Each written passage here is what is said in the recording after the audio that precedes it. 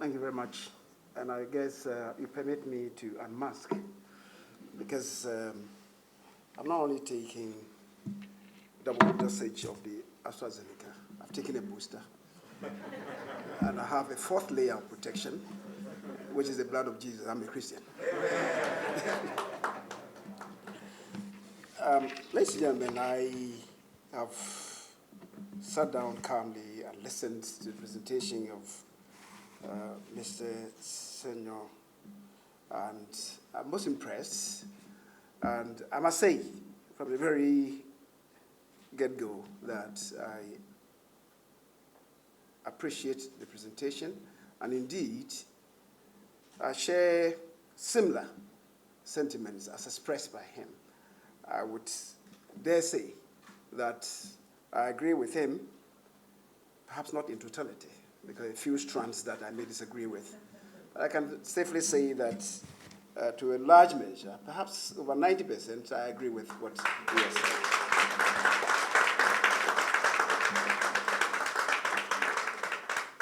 When I first got the topic, the impending death of the Fourth Republic, my face immediately contorted, and I asked my PA, who had relayed the topic to me, what it was supposed to mean.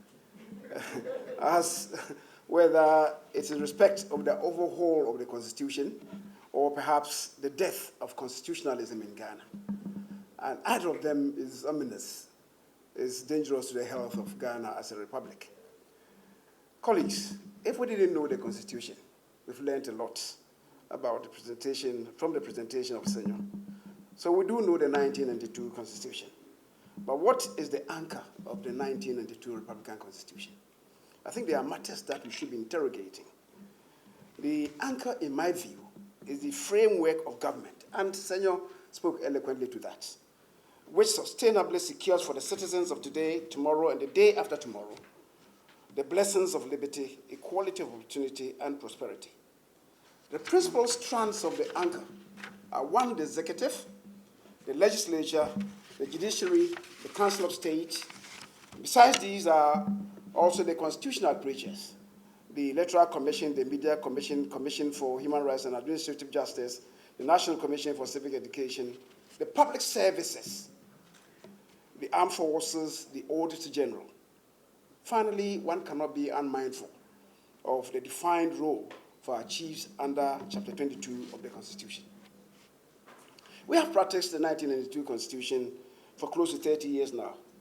The question to ask ourselves is whether the various strands are firmly in place, effectively and efficiently functional, and contributing to the smooth functioning of the greater whole. Or is it the case that some of the strands are loosening up or are exfoliating or peeling off? Do some of the strands need tightening up or repairing, or do they require retrofitting? For the executive, the country needs a head of state and head of government. Therefore, at any given time, we shall have a president or a prime minister. There is an empirical study by the World Bank which suggests that small unitary countries are better served with prime ministers as heads of state other than presidents. A president has the whole country as his constituency, whereas a prime minister operates from his own small cell. When the parliamentary leader wins and his party wins majority of seats in parliament, he becomes the prime minister. His campaign purse is a microcosm as compared to the president's campaign wardrobe. There is a nexus between huge campaign expenditure and what we have been bemoaning, corruption, through the award of contracts. What therefore should be our preference, pursuant to good governance? We shouldn't shy away from this topic. In a strict presidential system, ministers are appointed from outside parliament. The US is the flagship of presidential systems. Invariably, their ministers are all technical people who, when they come to be appointed, are able to assist the president in the determination of policy of government, as provided for by Article 76, sub 2 of our Constitution, and also for the efficient running of the country, as per Article 78. These are experts They are technical people, they are professionals who add value to governance. In the Westminster system, as my colleague, and indeed, that's my own preference. In the Westminster system, the Prime Minister appoints ministers for the same purpose, that is the determination of general policy of government, and also to run the state efficiently. The ministers in the Westminster system are not necessarily technocrats, but they are often long-serving members of parliament who have served committees for very long periods, perhaps risen to become shadow ministers in their various sectors, and they become authorities in the subject areas. But we are operating a hybrid, not Westminster, not presidential. So we appoint ministers. They come before Parliament's appointment committee. Rudimentary questions are asked. And they tell us, oh, I don't know, you let me go there, I'll learn. How much time to learn on the job in order to position yourself to be able to advise the president on technical matters? So we're not adding value to our governance. And the fault is not in our stars. The fault is in us. I think that the time has come to mend and amend. Hasn't the time also come for us to place in the Constitution an upper limit to the number of ministers that we should have? The point is, bills, agreements that come before parliaments are predicated on policies and principles. These policies and principles are shaped by cabinet ministers. So if you're not a cabinet minister, you cannot technically sponsor a bill in parliament because you're not part of the shaping and evolution of the policy and principle. So how come when the Constitution places a ceiling of 19 cabinet ministers, you may have outside the regional ministers, perhaps 40, 45 ministers? What's the relevance? And all presidents since 1993 have had ministers who have gone beyond the limit of 90. How come? And Senor was talking about the V8s. But let's face it, they add to the burden on the consolidated fund. So let's face it. Listen, colleagues, the Constitution provides that whenever the president is absent from Ghana or for any reason is unable to perform the functions of office, the vice president shall perform the functions of the president until the president returns. That's the absence, the mere absence of the president from Ghana, mean inability to perform the functions of the office of the president. This cannot be in this technological age or in situations where the president exits the jurisdiction to perform the functions of the president anyway. So we really need to interrogate these matters. And shouldn't it be better for us to also assess the competence of any minister or deputy minister if that person is reshuffled from one ministry to the other? A person is ushered or maybe allocated a ministry, and the appointment committee vets that person by the competence of that person for that sector. When a person is being moved away, the minister is being moved away from agric to say finance, he doesn't have to come to parliament. How are we able to assess the competence of that person in the new area that he's going to? So you see, we allow the president to also engage in trial and error. From Rawlings through Kufuor, Mills, John Mahama, and the current president. Let's face it, the fault is not in our stars.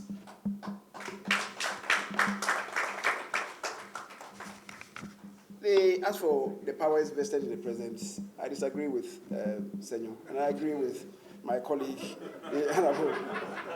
They are huge and humongous. They are huge and humongous. And we must find a way really to deal with that situation. Otherwise, we create for ourselves a constitutional monster. And perhaps that is what is giving cause to the declarations of a do-or-die contest or die be die contest. Because it's winner takes all. It's winner takes all. Colleagues, and I'm happy that we've talked about the role of, or the position of the National Development Planning Commission. The National Development Planning Commission is a vital cog in the development agenda of this country. The broad architecture of our national development is provided by the directive principle of state policy, expressed in the broad ambit of the political objectives, economic objectives, social objectives, educational objectives, cultural objectives, and international relations. The National Development Planning Commission is mandated to craft a long-term development plan from these development themes for the nation, based upon which the various political parties are required to craft their manifestos. And that is what is expressed in Article 55(3) of the Constitution.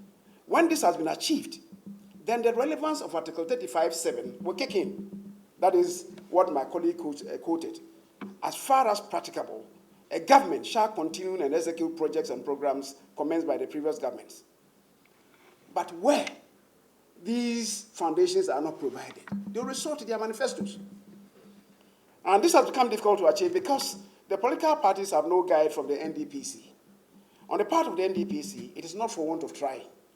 The truth of the matter, however, is that the very composition of the NDPC, as provided under Article 86, makes it politically tainted ab initio. Yes. That's the problem. The NDPC, respectfully, is like, Dr. Buchi, respectfully, the NDPC is like a chamber pot. Regardless of the quality of its content, nobody wants to eat from it, even if it's directly from the factory. That is what it is. Let's look at the composition of the NDPC as expressed in the Constitution. If we don't do that, it will be child's play. And regardless of the quality of job, as done, started by J.H. Mensah, Professor Dewenchiman, Professor Jambafo, continued ably by under Dr. Boji, it will be an exercise in futility, as we are witnessing. Let's look at Article 86 of the Constitution.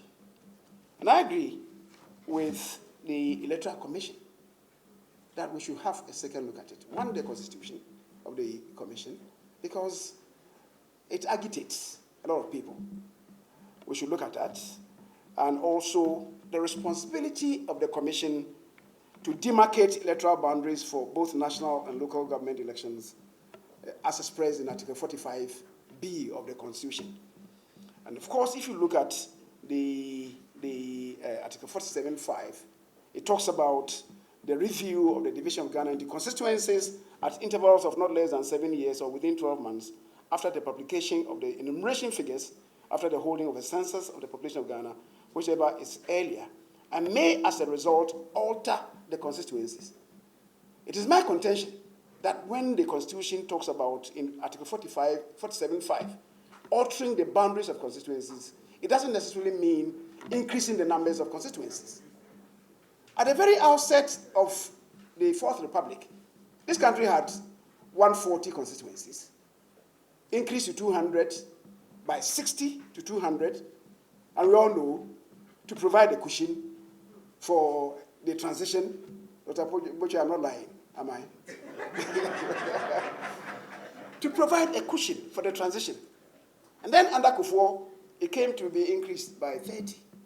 So from 140 to 200, that's increased by 60 at the very beginning, to 200, and then 230, and now 275.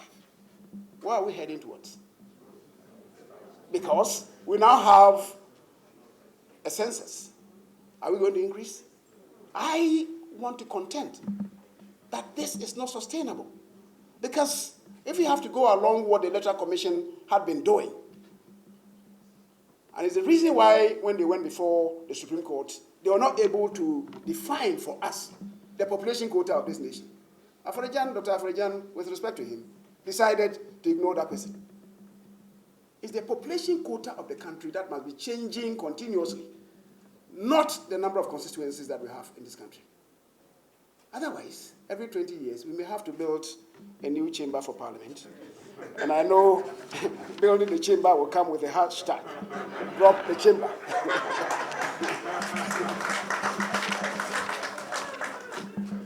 So, colleagues, let's be realistic and let's not play ostriches.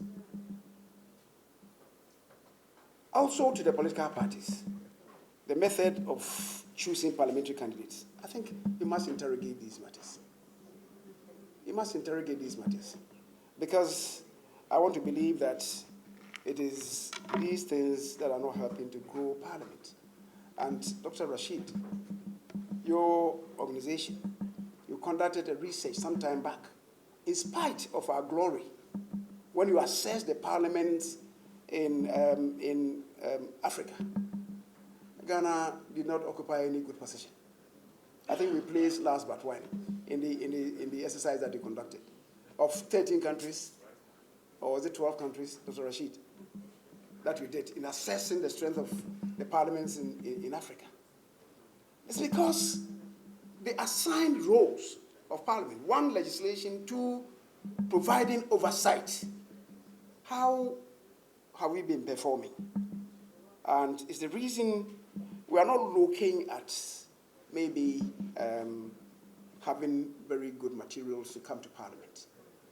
The parties are surrendering authority, leaving everything to the constituency parties, where, unfortunately, many of the people down there are looking at the size of the wallets of people and not really looking at competence.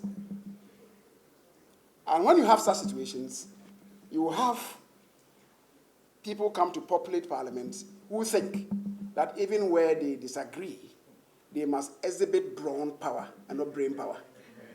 In defense of the Constitution. In defense of the Constitution. You see, Dr. Yini, he has a very uncanny ability of justifying the unjustifiable. we must own up to it. What is right, what is wrong. There can't be any justification for this shameful conduct from members of Parliament. You cannot.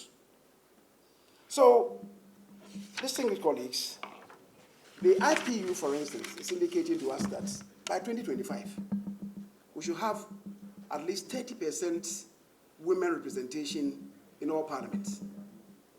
And that, if we fail to comply into 2025, at the World Assembly of Parliaments, that is called the Inter-Parliamentary Union, countries or jurisdiction parliaments that don't conform would be reduced to observer status. Is that what we want for Ghana? But with this first passport system, how are we going to surmount this challenge? We cannot. We cannot. So I want to believe that if we need to really surmount this challenge, we must again interrogate the Constitution. Is the first passport going to yield this product? Or should we go the way of proportional representation? Or is there any other better recourse to us as a country? We must strengthen Parliament. We must reposition Parliament in order to be able to confront the executive. We are not doing that. And that's why members of Parliament are behaving like timorous souls. It's not only members of Parliament whose parties are in the executive. Even members of Parliament whose parties are in the opposition.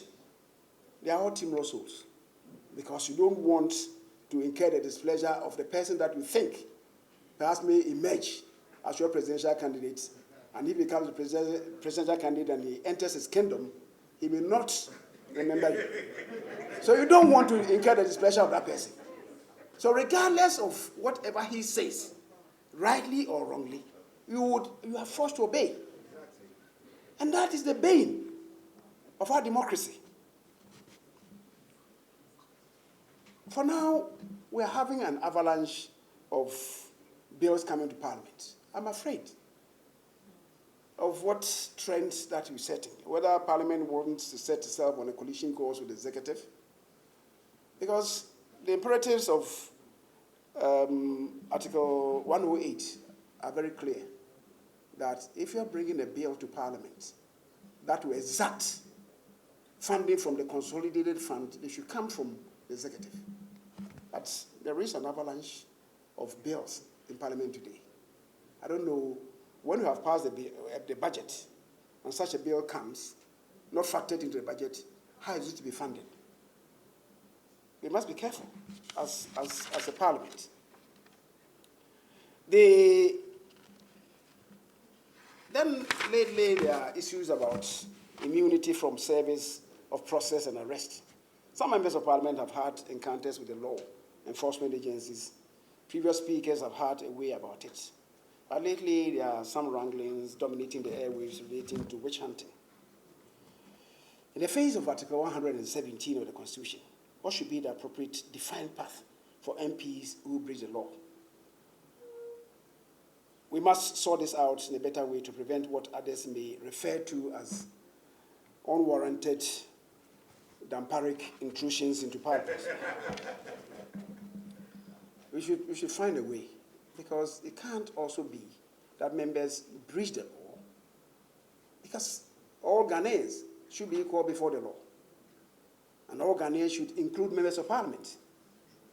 But how do we resolve the matter so that we don't have a very capricious executive using this vehicle to also cause unrest within the ranks of the opposition party or the minority party?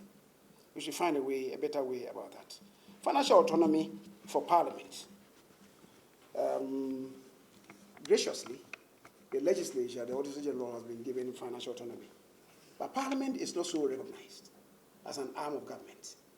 I think we must look at this. That is per Article 179, 3, 4, and 5. Then gratuities to members of Parliament. Prof, these have the tendency of always causing acrimony whenever gratuities come to be awarded to members of Parliament. And yet, the clear language of Article 114.1 is this.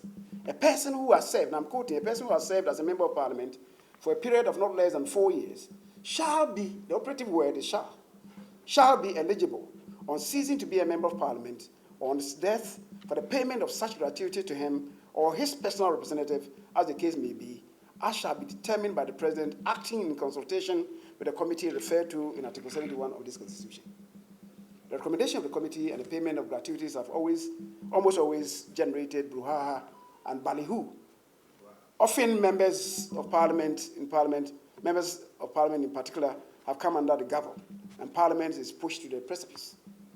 Is the way forward to amend the Constitution to have one emolument regime established by a committee with the necessary inbuilt triggers to enable newly sworn-in MPs to immediately begin work on already established conditions of service, and also to avoid the periodic poisoning of the atmosphere.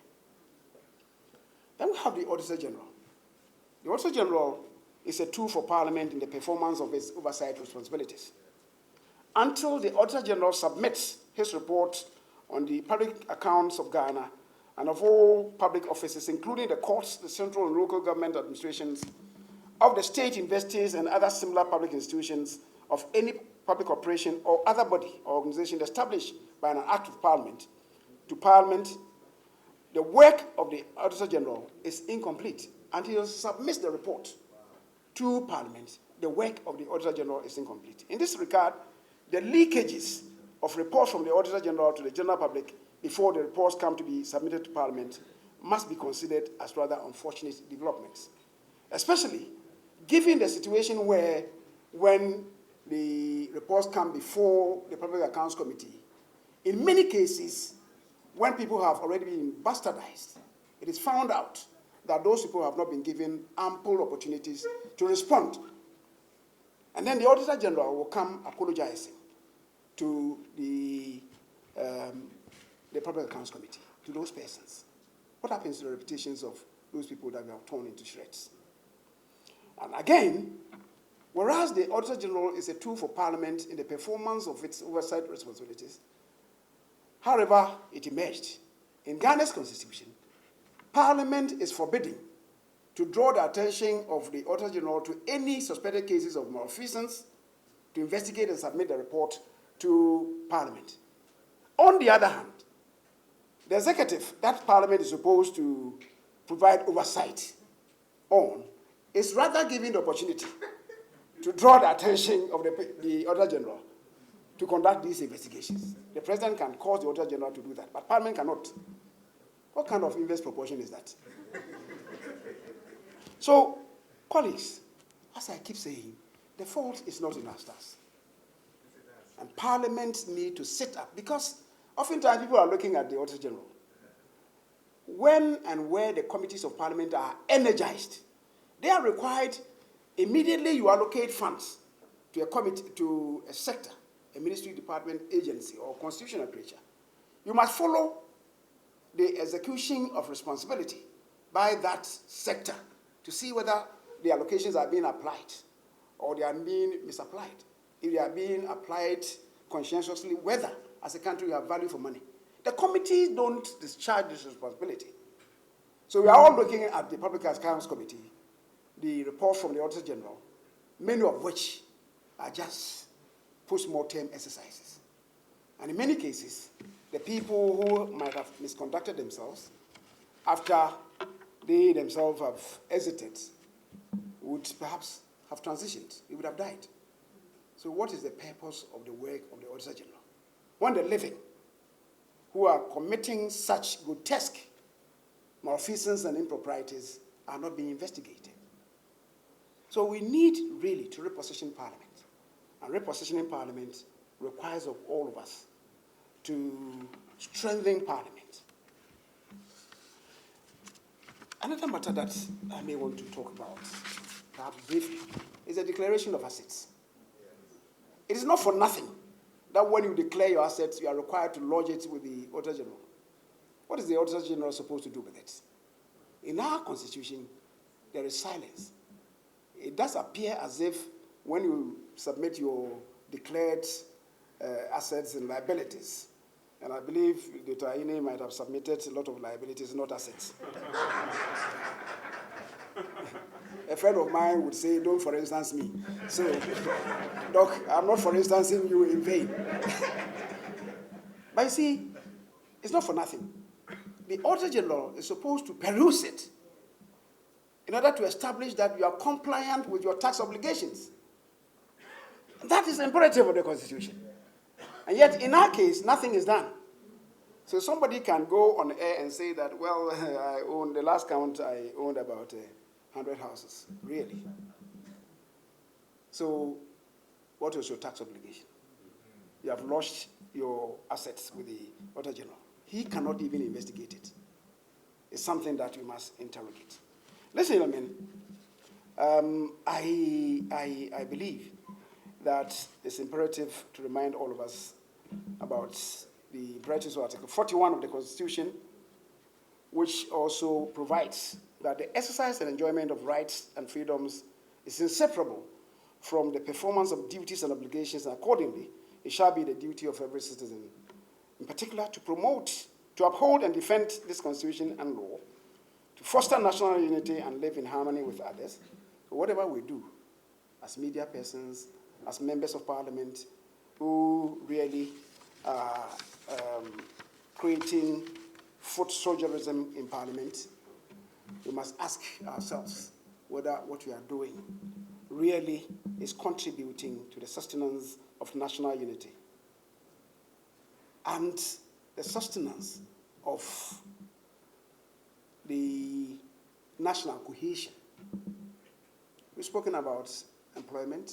The relative principle of state policy is clear on that in employment, we should ensure that people from all regions, in a place, I've forgotten that, it even talks about ethnic groups should be properly represented in public offices. Why are we shying away? If we investigate some public offices, police, the services, armed forces, customs, preventive service, and so on, we see some ethnic groups dominating. Why are we shying away? As a Champong used to say, General Champong used to say, we are one people with a common destiny in one country. And if indeed we are one country, one people with a common destiny, we should conform. We should interrogate the issues relating to the survival of the Constitution, and by that, the survival of the Republic. I believe that if we bond and bind together, we'll be able to overcome the vicissitudes, the turbulence that we are suffering in these immediate periods. We have the wherewithal to overcome the turbulence and scale over these hurdles. God bless our homeland, Ghana, and make it great.